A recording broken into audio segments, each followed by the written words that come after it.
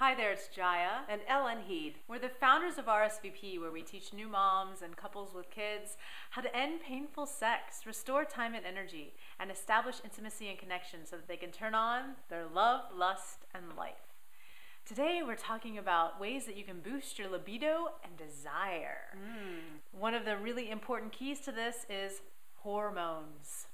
Hormones, that complicated subject. But I know, Jaya, you're excited about hormones. I love hormones. I'm sort of a hormone geek. I got really into hormones and sexuality and how hormones affect our sexuality. So let's start with estrogen. Estrogen is the hormone of feminine sexually receptive behavior.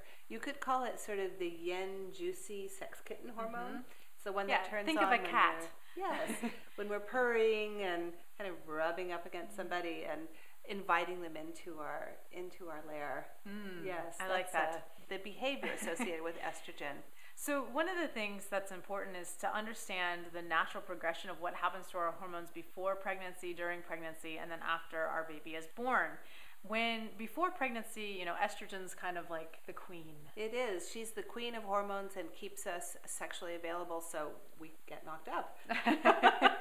So then we come into pregnancy and we have a huge spike in a whole bunch of hormones, really sort of the peak moment. Yes, at childbirth, where serotonin, the mood modulating hormone, oxytocin, the bonding hormone, and dopamine, the hormone of intense pleasure, all come together in this moment of extreme expression when the mother looks at her baby and the baby looks at the mother and they fall in love. If the birth has been uninterrupted, if there have been few interventions and not a lot of distress for the mother or for the baby, and the baby's born in a pretty laid-back, somewhat natural environment, that moment comes where the mother and baby regard each other and fall in love. And those hormones are at an all-time peak, a lifetime peak, in order for that to happen, and it's designed that way. But what goes up must come down.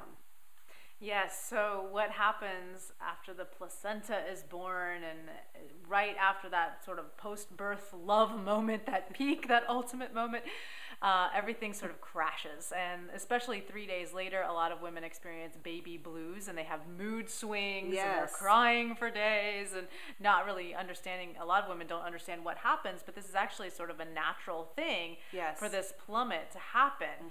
And what also kicks in are two hormones called progesterone and prolactin. So progesterone, let's talk about progesterone for a minute. Progesterone is the hormone, it's our PMS special.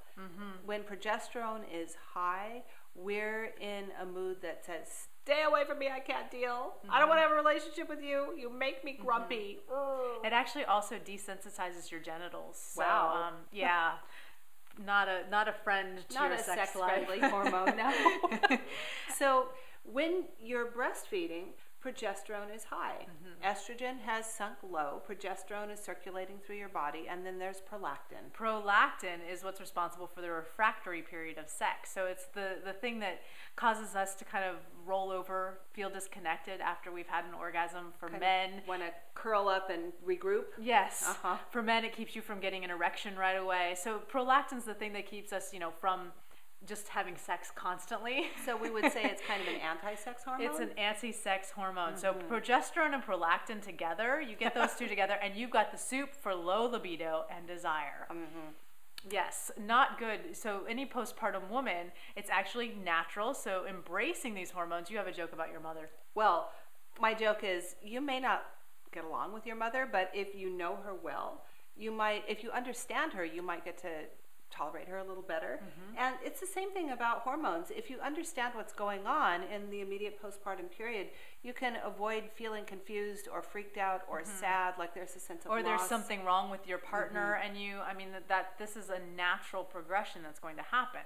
So as we go along through these videos, we're going to start revealing ways that you can start, we were embracing in this first video, but now it's like, how do you work with this? And then how do you actually boost the libido and desire? Exactly. Using hormones, as a matter of fact, using behaviors that generate hormones that can kind of counteract some of these anti-sex hormones. We've got the solutions and the secrets. You can check out more at reclaimsex.com.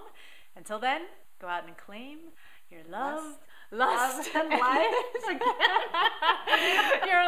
lust, and life. We're so excited about hormones. Anyway, go out and claim your love, lust, and life today.